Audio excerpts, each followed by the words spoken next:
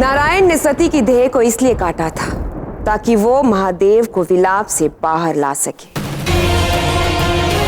और जब सती की देह के वो 52 पिंड पृथ्वी के भिन्न भिन्न स्थानों पर गिरे तो वो शक्तिपीठ बन गए, क्योंकि उनमें देवी की शक्ति है। और मेरा उद्देश्य उन 52 पिंडों को एकत्रित करके उनकी ऊर्जा को अग्नि में समर्पित करना है। किंतु हमें ये शक्तिपीठ मिलेंगे कैसे? और उन 52 स्थानों के बारे में हमें कुछ नहीं पता। वो मुझे मिल गई माता, जिसकी हमें इस कार्य के लिए आवश्यकता थी।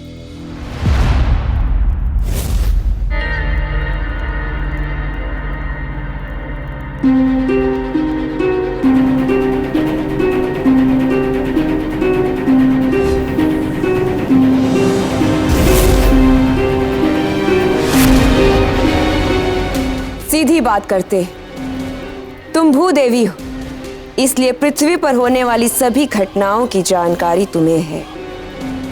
इसलिए मुझे विश्वास है कि सती के 52 पिंडों से निर्मित शक्तिपीठों की स्थापना की जानकारी भी तुम्हें होगी। मैं चाहती हूं कि तुम उन शक्तिपीठों को निगल कर यहां मेरे पास लाओ। कदापि नहीं। देवी के शक्तिपीठों को पाना मेरे लिए सौभाग्य की बात है। मैं स्वयं को नष्ट कर दूंगी, परंतु तुम्हारे इस पाप में तुम्हारा सहयोग कदापि नहीं करूंगी।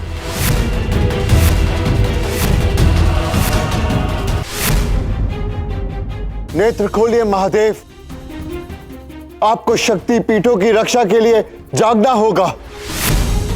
महादेव हमारी पुकार से भी जागृत नहीं हो रहे हैं। मात्र वही है जो शक्तिपीठों की रक्षा कर सकते हैं। वही दिति की योजनाओं को विफल कर सकते हैं। महादेव भले ही हमारी पुकार ना सुने, किंतु जब देवी उन्हें पुकारेंगी तो उन्हें उत्तर देना ही होगा।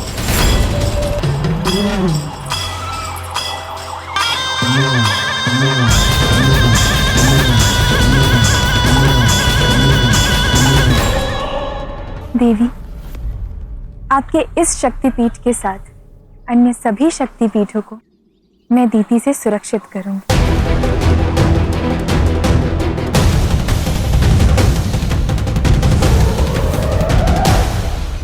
मुझे शक्तिपीठ तक लाने के लिए धन्यवाद।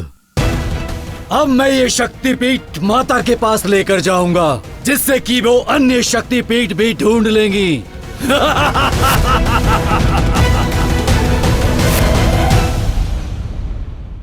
मेरा विश्वास कीजिए आर्य, मैंने बहुत प्रयास किया, किंतु जन्म से लेकर अब तक पार्वती के मुख से एक स्वर नहीं निकला। कहीं हमारी पुत्री मूक तो नहीं? ऐसा मत कहिए महारानी मैनावती। मुझे पूर्ण विश्वास है हमारी पुत्री मूक नहीं है। हाँ, वो बोल सकती है राजन।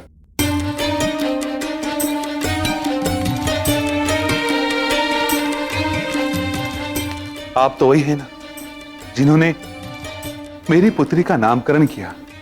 मैं एक वैद्य हूं और मुझे विश्वास है कि आपकी पुत्री बोल सकती है।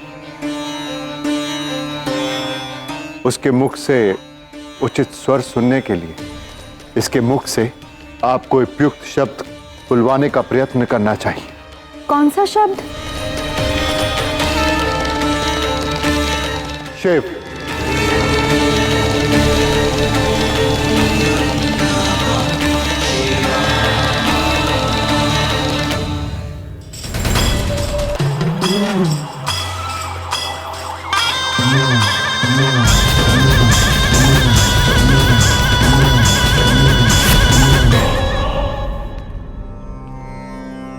अपना प्रथम स्वर कहो पार्वती, कहो शिव।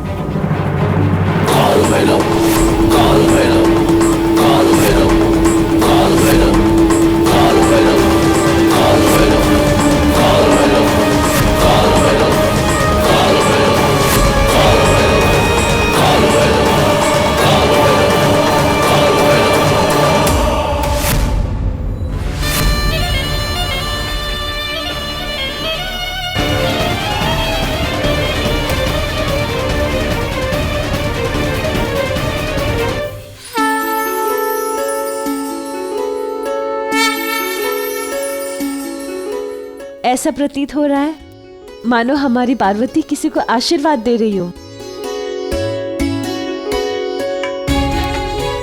सत्य कहा आपने,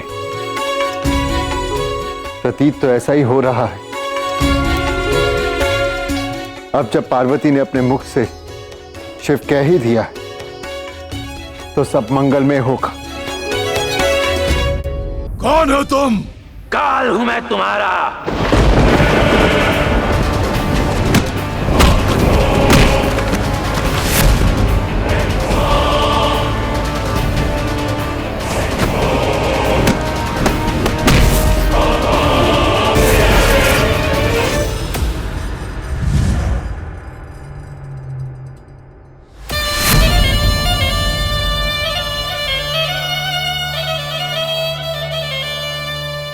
दुदंबी को इस शक्तिपीठ के प्रांगण से बाहर फेंककर आपने मेरी बहुत बड़ी सहायता की है, परंतु आपको यहाँ इस शक्तिपीठ की रक्षा के लिए किसने भेजा है? देवी।